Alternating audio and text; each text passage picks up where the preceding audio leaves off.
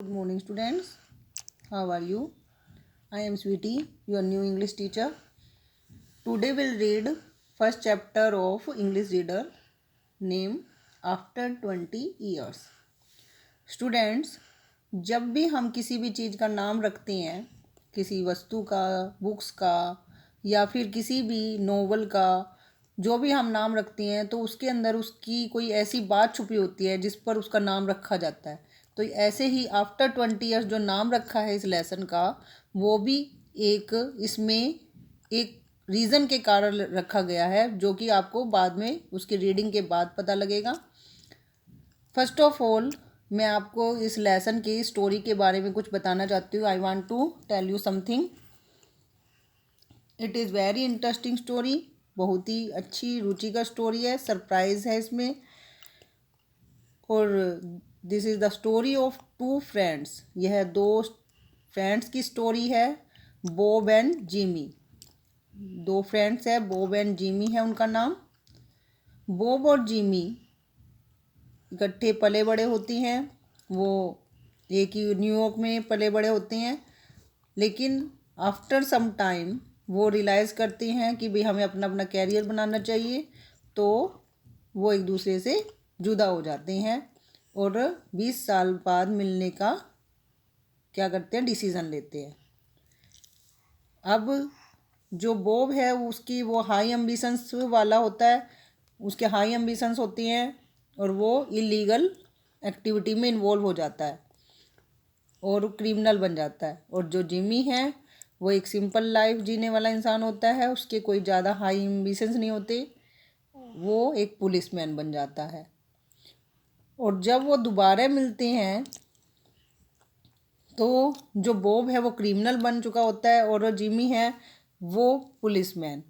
अब जिमी को उसमें होता है डिलीमा में कि वो अपनी ड्यूटी को परफॉर्म करे या फिर अपनी फ्रेंडशिप को मतलब महत्व दे, इम्पोर्टेंस दे। तो अब हमने देखना है कि वो क्या डिसीज़न लेता है इस स्टोरी में। हम इस स्टोरी को रीड करेंगे और पता लगाएंगे कि भाई उन्होंने क्या निर्णय लिया इस बारे में। क्या जिमी मतलब अपनी ड्यूटी को प्रेफरेंस देगा या फिर अपनी फ्रेंडशिप को। Okay students, let's read this short story and find out what happened when two friends keep their promise to meet after 20 years. इस हम छोटी सी स्टोरी को पढ़ते हैं और पता लगाते हैं कि जब दो फ्रेंड्स अपना प्रॉमिस निभाते हैं और 20 साल बाद मिलते हैं तो क्या घटित होता है। Let's start. The policeman on the beat moved up the avenue impressively. जो पुलिसमैन है वो बहुत ही प्रभावशाली ढंग से अपने एरिया में गश्त लगाता है। अब पुलिसमैन कौन है यहाँ पर, पुलिसमैन कौन बना था, जिमी। तो वो ही है, यहाँ पर उसकी बात हो रही है। The impressiveness was habitual and not for show, for spectators were few. अब वो कहता है कि जो इम्प्रेसिवनेस है, उसकी जो प्रभावशीलता है या उसकी पर्सनैलिटी लगा लो, वो हैबिचुअल है, वो किसी को दिखाने के लिए नहीं है। मतलब वो हमेशा से ही ऐसा है, उसकी पर्सनैलिटी ऐसा है, उसका व्यक्तित्व ऐसा ही प्रभावशाली है, वो किसी को दिखाने के लिए नहीं है। मतलब the time was barely 10 o'clock at night. जो उस समय का टाइम था वो लगभग 10 बजे के करीब का था, रात के 10 बजे के करीब का। But chilly gust of wind with the taste of rain in them had nearly depeopled the streets. परंतु ठंडी हवाएं चल रही थी, chilly gust of wind with the taste of rain, यानी उसमें हल्की हल्की बौछारों की भी टेस्ट था, यानी हल्की हल्की बौछारें भी थी साथ में। इन them had nearly depeopled the streets. इस कारण, इस क्लाइमेट के कारण गलियों में लोग नहीं थे। डी पीपल थी मतलब विदाउट पीपल थी, जो गलियां थी, स्ट्रीट्स थी। Trying doors as he went, the officer with his stalwart form and slight swagger made a fine picture of a guardian of peace. अब वो कहता है कि जो पुलिसमैन है, ट्राइंग डोर्स एज इवेंट मतलब वह दरवाजों को चेक करता हुआ आगे बढ़ता है। The officer with his stalwart form, यानी बहुत ही अपने स्ट्रॉन्ग पर्सनैलिटी के साथ, अपने स्वैग के साथ आगे बढ़ता है। और मेड ए फाइन पिक्चर, इस तरह की पिक्चर, उसकी ऐसा व्यक्तित्व लगता है जैसे कोई शांति का दूत हो, गार्जियन ऑफ पीस हो। When about midway of a certain block, the policeman suddenly slowed his walk.